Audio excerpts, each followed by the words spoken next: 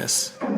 Yeah, it's your boy Marcus Smith, also known as Akins, also known as the coolest guy in sports. Back with another Who's Better. This time I have Kevin Durant versus Tracy McGrady. NBA championships, KD 2, TMAC 0, of course, NBA seasons, Kevin Durant 12, TMAC 16, playoffs played, KD 8, Tracy McGrady 9, All-Star games, KD 9, Tracy McGrady 7, season MVP, Kevin Durant 1, Tracy McGrady 0, Finals MVP, of course, KD 2, Tracy McGrady 0, All-NBA first teams, KD 6, Tracy McGrady 2, All-NBA teams, KD 8, Tracy McGrady 7, scoring leaders, KD 4, Tracy McGrady 2, Rookie of the Year, KD 1, Tracy McGrady 0, career stats, Kevin Durant's averaging 27.2 points per game, 7.2 rebounds, 4 assists, 1.1 steals, 1.1 blocks per game.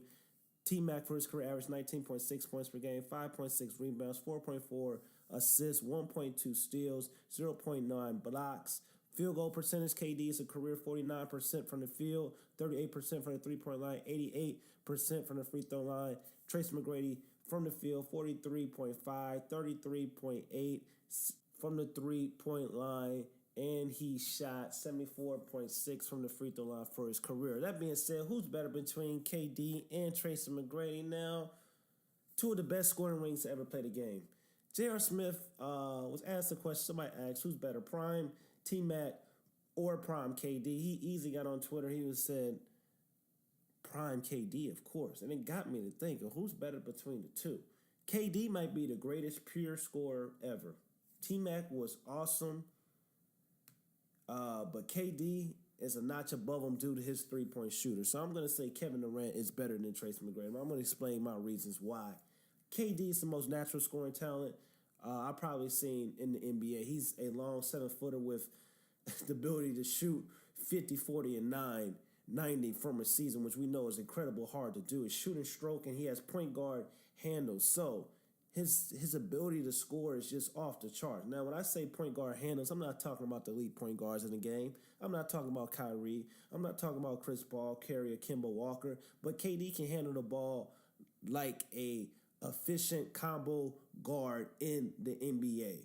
And when he has the ball in his hands, he's a crossover. He can get to the rim.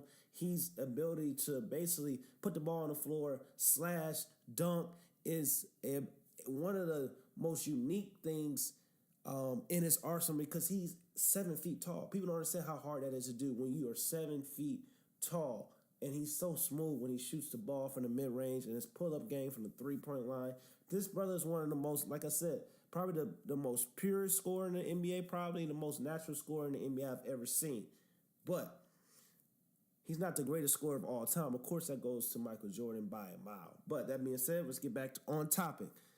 As for T-Mac, now, I know a lot of people want to say it's close for nostalgia purposes. You know, growing up, Tracy McGrady was my favorite player in the NBA before Dwayne Wade came in the NBA. So I know the personal connection being a kid, growing up watching Tracy McGrady.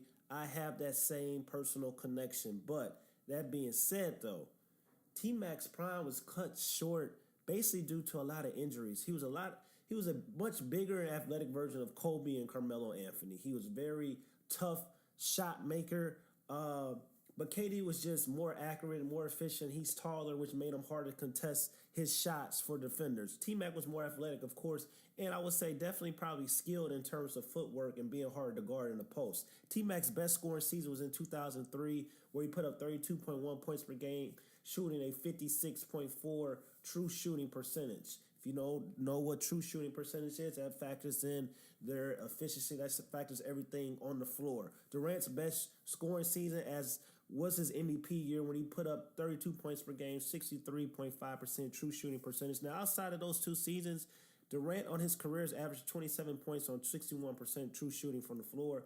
He has 7 seasons of 25 points on 60% true shooting. His second, third, and fourth, fifth highest scoring seasons are all higher than Tracy McGrady's respective seasons. Now, T-Max on his career shot 52% true shooting percentage. Second highest true shooting percentage season of his career was 53.2%. Just his numbers in his 4 years in Orlando are 28.1 points on 53.7 true shooting percentage. If you drop Durant's first 2 years in his career, his career numbers are 28.3 points on 62.5% true shooting. So Durant's best 9-year run is better than McGrady's best 4-year run. So this hard narrative that's going around that it's kind of close. In reality, it's not really close at all.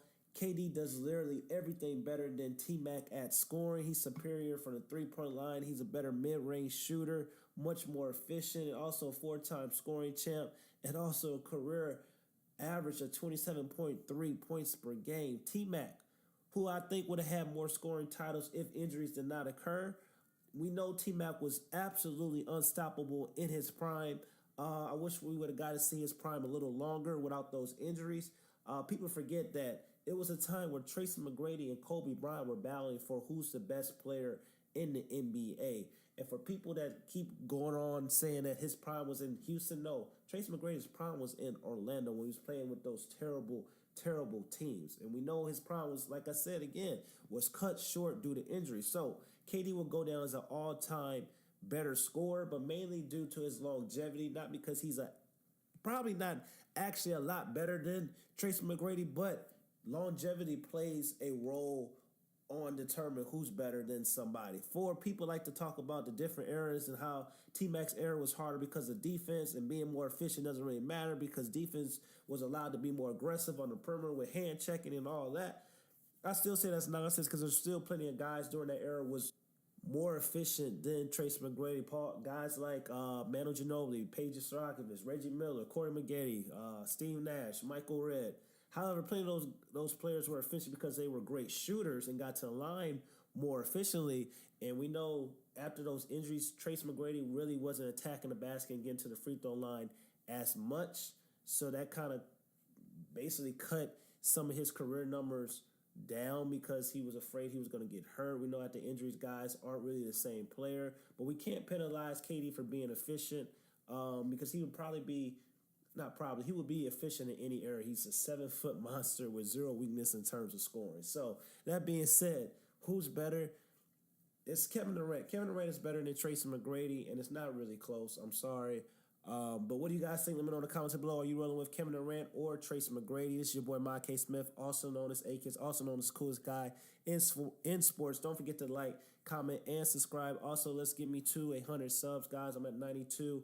Bifo family, join the movement. Basketball fans only. Be a part of this new movement.